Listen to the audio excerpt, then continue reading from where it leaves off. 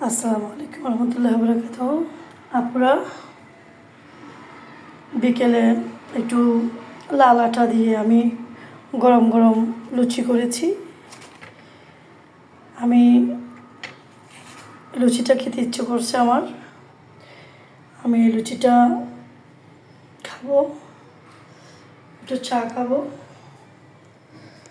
একটু হচ্ছে আমি লেবু দিয়ে চা খাবো। আমার একটু ঠান্ডা লাগছিল, গলার মধ্যে বাতাস লাগছিল। আমি একটু বের হয়েছিলাম গাড়িতে, আমার গলার মধ্যে একটু বাতাস লাগছিল, ওই জন্য আমার গলাটা ভেঙে গেছে। এমনিতে আমার গলা ভাঙ্গা, তারপরে আরও বেশি ভেঙে গেছে। আমি একটু লেবু চা খাবো। এতদিন আমি অনেক আদা দিয়ে চা খেয়েছিলাম।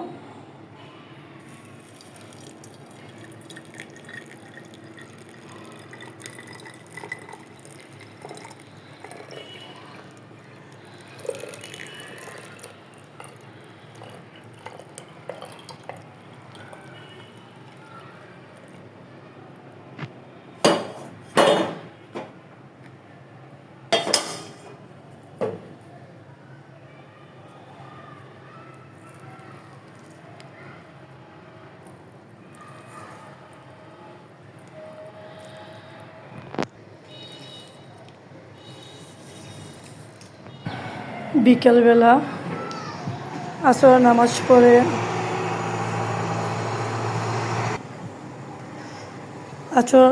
আসরের নামাজ শেষে একটু ফ্রি হলাম।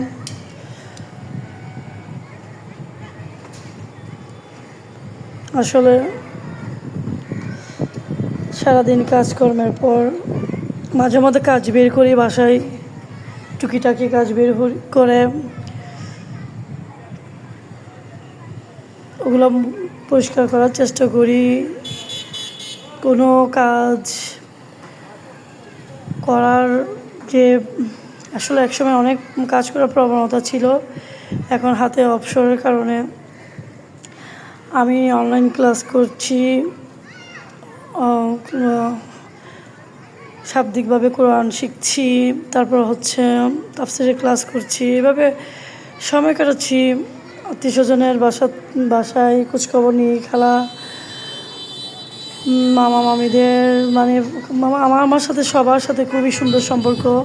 আমার কাজিনদের সাথে সবার সাথে আলহামদুলিল্লাহ আমি সবার সাথে একটু খোঁজখবর নেই, সময় পেলে বের হয়। আমার বাসায় বোরিং যখন লাগে তখন আমি বের হয়ে যাই, আমার হেল্পিং হ্যান্ডকে নিয়ে বের হয়ে যাই। তারপর হচ্ছে যে ছোটো ছোটো বাচ্চাগুলো খেলছে, ওরা বিকেল হইলে এখানে সুন্দর মতো ওই যে খেলাধুলো করে। ওই যে কী পাতা, ওই যে টলিটা নিয়ে যেভাবে ঘুরছে ওইরকম আমরা ছোটোবেলায় খেজুর পাতা দিয়ে খেলতাম। আসলে অনেক সুন্দর পরিবেশ আমার কাছে। আমার এই পরিবেশটা অনেক ভালো লাগে, আমার আবাসস্থলটা আমার অনেক ভালো লাগে। তো আসলে এক সময় খুব অল্প বয়সেই এত বেশি কঠিন পরিস্থিতি মোকাবেলা করেছি যা ভাষা প্রকাশ করার মতো না। বলা বাহুল্য যে আমি আসলে কত বড় লড়াই করে আজকে এই জায়গায় এসেছি, বলাই বাহুল্য। কারণ কল্পনাই করতে পারি নাই যে আমি আসলে এই জায়গায় আদৌ আসতে পারবো কি না। আমি এই জায়গায় এসে আমি বলছি আল্লাহকে শুকরিয়া, আলহামদুলিল্লাহ সুম্মা আলহামদুলিল্লাহ। কারণ এই জায়গায় আসা আমার জন্য এতটা সহজ ছিল না। আমি একা হাতে, আমাকে যে আরেকটা মানুষ আমাকে হেল্প করে দিবে, আমার পাশে যে খুব কাছের ভাই বলেন, বোন বলেন, ননদ ননাস বা বাসুর দেবর বলেন, এমনকি আমার নিজের ছায়া সঙ্গীটা বলেন, কারো কাছ থেকে আমি এক ফোঁটা সহযোগিতা পাই নাই। আমি কখনো চিন্তাও করি নাই যে আমাকে আল্লাহ তাআলা এত বড় একটা পরীক্ষায় ফেলে সেই পরীক্ষায় আবার আমাকে উত্তীর্ণ করবে। আসলে মনোবল থাকলে তারপরে হচ্ছে উদ্যম থাকলে, সাহস থাকলে কোনো বাধাই বাধা না। অনেক চেষ্টা করেছে, আমার মনে হয় বৃষ্টি হবে। একদিকে মেঘ, প্রচুর মেঘ, এত সুন্দর মেঘটা ধেয়ে আসছে, আমার দিকে আসছে ধেয়ে। তো কখনো চিন্তা করি নাই যে এত বড় পরীক্ষায় আমি পড়ব, কিন্তু আসলে উদ্যম, মনের সাহসিকতা, দুর্দান্ত সাহস আল্লাহ থেকে চেয়ে নিতে হয়। আমার সৎ মনোবল, সৎ সাহস, সৎ পথে চলার সাহস যদি থাকে, আপনার সামনের এগিয়ে চলা পথটা অনেক সহজ হয়ে যাবে, যেটা আমি করেছি আলহামদুলিল্লাহ। কারণ আমাকে অনেকেই চেয়েছে ডুবাই ফেলে দিতে, সাগরে ফেলে দিতে, নর্দমায় ফেলে দিতে, আমার নামে কলঙ্ক করতে, আমার নামে খারাপ খারাপ তকমা লাগিয়ে আমাকে সম্পূর্ণ নিস্তেজ করে দিতে চেয়েছেন। সব মনে হইতো যেন আমার নামে দুই কথা না বলে কারো বাত হজম হইতো না, এমন সবাই সবাই আমি আমি কাউকে ইন্ডিকেট করে বলছি না, কিন্তু এতগুলো মানুষকে আমি পিছনে ফেলে দিয়ে যে আমি আজকে এই জায়গায় এসে দাঁড়াবো, আলহামদুলিল্লাহ। আমার আল্লাহ আমাকে অনেকটা আগায় দেওয়ার, অনেকটা পথ আগিয়ে দিয়ে আজকে আমাকে এই জায়গায় দাঁড় করিয়েছেন, আলহামদুলিল্লাহ। সৎ সাহস আমাকে, সৎ মনোবল, ইচ্ছা শক্তি, ভেঙে না পড়া, দুমড়ে মুচড়ে না পড়া, নিস্তেজ হয়ে না যাওয়া, দুর্বল হয়ে না যাওয়াকে আমি কখনো প্রশ্রয় দিই নাই।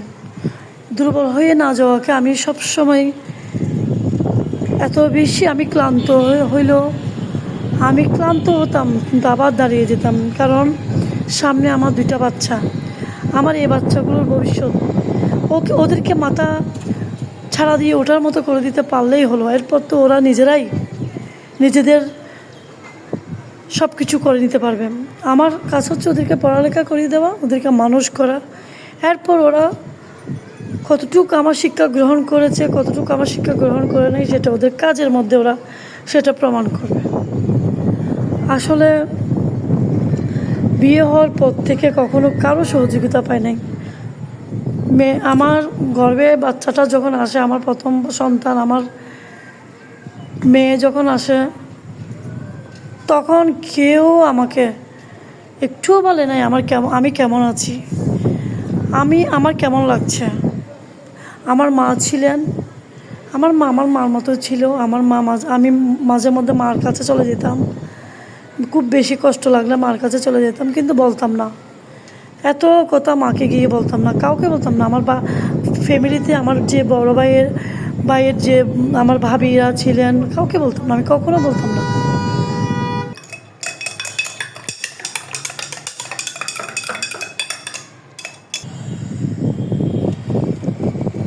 ওইটুকু বয়সে আমি বুঝে গেছিলাম আসলে জীবনের মানেটা কি, আমাকে কি করতে হবে, আমাকে কোথায় গিয়ে দাঁড়াতে হবে। আসলে পরিস্থিতি মোকাবেলা না করলে আপনি কখনো সফলতার মুখ কখনো দেখবেন না। আমি পরিস্থিতি মোকাবেলা যদি না করতাম, কখনোই আমি এই সফলতার মুখ দেখতাম না। আমাকে ওই যে স্বামীর কাছ থেকে টাকা খুঁজা এবং টাকা দাও, অমুক জায়গায় যাব, কাপড় নিব, ওকে গিফট দিব, অমুককে গিফট দাও, ভাইয়ের ছেলে মেয়ে আছে, বোনের ছেলে মেয়ে আছে, শ্বশুরবাড়িতে কত আত্মীয় স্বজন আছে, গিফট করি আমি সবাইকে। আমার গিফট করা অনেক পছন্দ। এই টাকাগুলো কখনোই স্বামী কখনো দিবে না। সব স্বামীর কথা, সব হাজব্যান্ডের কথা বলি না, তবে বেশিরভাগ কোনো হাজব্যান্ডে দিতে চায় না। এভাবে হাত পেতে নেওয়া অভ্যাসটা আসলে আমার নাই, ওইটা আমি পারবো না বিদায় আমি কখনোই। কারণ দায়িত্বহীন কত পুরুষ আছে যারা কখনো স্ত্রী বাচ্চা কাচ্চার কখনো দায়িত্ব নেয় না, নিতে পারে না। অনেক হাজব্যান্ড আছে ওরা কোনো দিন দায়িত্বই তো পালন করে না ওরা, কখনো কোনো দিন হাত খরচ বা গিফটের থেকে বহুত দূরে, অনেক দূরে। এটা অনেক গিফট দেওয়া, কাউকে খুশি করা, কোথাও যাওয়ার বা একটা সুন্দর কিছু পছন্দ হয়েছে এটা কিনে দেওয়া, তো অনেক দূরে। ওই কারণে আমি নিজেকে অনেক কিছু চিন্তা করে আজকে নিজেকে প্রতিষ্ঠিত লেভেলে আনার জন্য আপ্রাণ চেষ্টা করেছি। হ্যাঁ, আমার কোনো ক্যাশ টাকা ছিল না, আমার কোনো আমার কোনো গডফাদার ছিল না, আমার কোনো বড় প্রতিষ্ঠানের সাথে হাত ছিল না, আমার কোয়ালিফিকেশন বা আমার কোনো সার্টিফিকেট ছিল না, তেমন বড় ডিগ্রি সার্টিফিকেটে ছিল না। তবে হ্যাঁ, আমার কাছে ছিল আমার বাবার শিক্ষা, আমার মনোবল, আমার আল্লাহ রব্বুল ইজ্জতের ছায়া, আমার আল্লাহর প্রদত্ত সাহস, আমার আব্বার প্রপার্টি, আমার বাবা আমার কাছে আমার জন্য রেখে যাওয়া প্রপার্টি। তারও আগে আমি সাহস দিয়ে আমি নিজে একটা ব্যবসা প্রতিষ্ঠান বাসায় শুরু করেছিলাম। এরপর বাবার প্রপার্টিকে আমি আমার আয়ত্তে যখন চলে এসছে, আমার ভাগের গুলো, তখন আমি এটা দিয়ে 19-20 করি নাই। আমি টার্গেট ছিল এটাকে কাজে লাগাবো, ওইটা কাজে লাগিয়ে আজকে আলহামদুলিল্লাহ সংসারের কষ্ট আমাকে দুমড়ে মুছছে ভেঙে দিতে পারে নাই। সংসারের যে কষ্টটা আমাকে দুমড়ে মুছে যে ভেঙে দেয় ওটা পারে নাই। রাতের পর রাত চোখের পানি, মানুষের তিরস্কার, হিংসা সব সহ্য করেছি শুধু একটা বিশ্বাস নিয়ে, মহান রব। শুধু এই বিশ্বাসটা নিয়েই মহান রব আমার পাশে আছেন, আমার কাছে আছেন, আমার সাথে আছেন। অনেকে বলেছে আমি পারবো না, অনেকে বলেছে সংসার ভেঙে দিতে, অনেকে বলেছে আমার সংসার টিকবে না, অনেকে বলেছে, অভিজনকে বলেছে সংসারের খুঁটিনাটি বিষয়। আমার কেন জানি আমার বিষয়ে সবাই নাক বেশি গলাতো। আছে না, কেমন আছি, ভালো আছি, এতটুকুর মতো না, কেমন আছেন, ভালো আছেন, অমুক কোথায়, তমুক কোথায়, মেয়ে কোথায় বিয়ে দিয়েছে, স্বামী কোথায়, এখন কি করতেছে, কোথায় যাচ্ছেন, আপনি কোথায় থাকেন, কত হয়। বাপরে ভাব, আমি কখনো দিন তাদের কাউকে কোনোদিন জিজ্ঞেসও করি না যে আপনি 30 কত দিয়ে নিয়েছেন। আর আমি কখনো কোনোদিন জিজ্ঞেসও করিনি তাদের বাচ্চা কাচ্চা কিসে পড়ে, এইগুলো আমার প্রশ্নই আসে, আমার দরকারও নাই। তারা আমাকে, আমি ওই 30 কখন নিয়েছি, কোত্থেকে নিয়েছি, কত সালে নিয়েছি, ঢাকায় থাকি কিনা, বাংলাদেশে থাকি কিনা, বিদেশে থাকি কিনা, চট্টগ্রামে থাকি কিনা, কত রকমের প্রশ্ন, বিশেষ করে আত্মীয়স্বজন। কিন্তু আমি থামিনি। আলহামদুলিল্লাহ আমি আজকে আপনাদেরকে বলতে পারছি, আমি আজকে কাউকে বলি না। আজকে আমার ইউটিউবে যখন দেখলাম যে প্রায় 5 লাখের কাছাকাছি, আমার 2000-এর কাছাকাছি সাবস্ক্রাইবার, 5 লাখের কাছাকাছি আমার ফলোয়ার আছেন, আলহামদুলিল্লাহ। আমি এই বোনদের কাছে, এখানে বোনদের কাছে আমি শেয়ার করতে পারি। সেই কারণে আজকে আমি এই দাঁড়িয়ে, এখন মাগরিবের আজান হবে, একটা বিমান যাচ্ছে চট্টগ্রাম থেকে,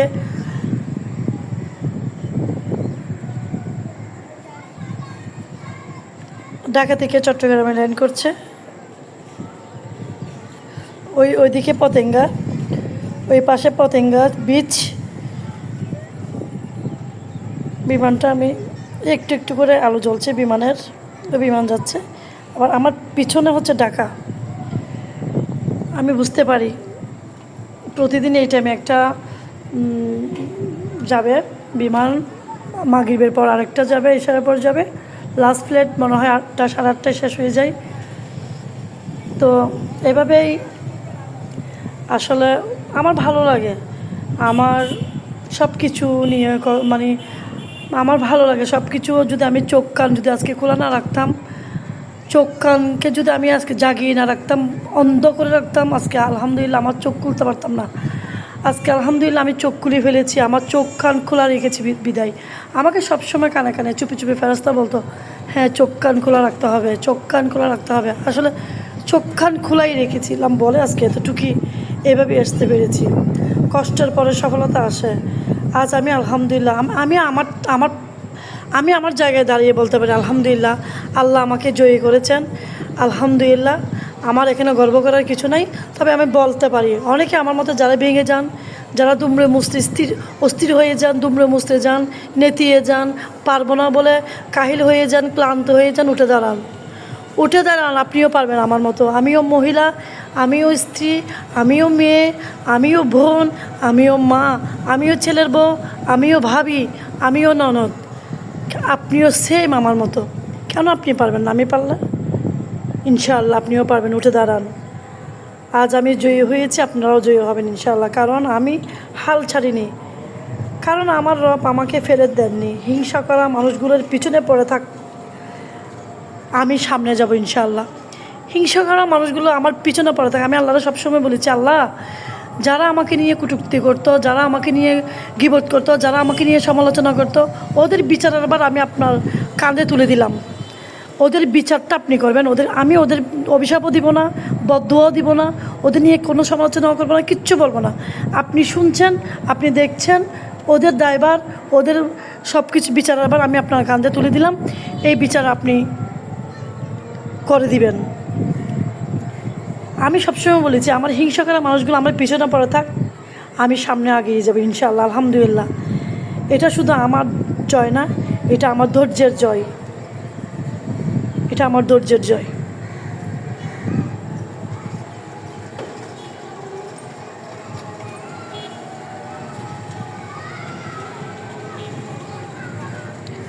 সংসারের কষ্ট, মানুষের হিংসা সব সহ্য করে আজ আমি জয়া। আর মহান রবের সাহায্য ছিল বলে সফলতার মুখ দেখেছি।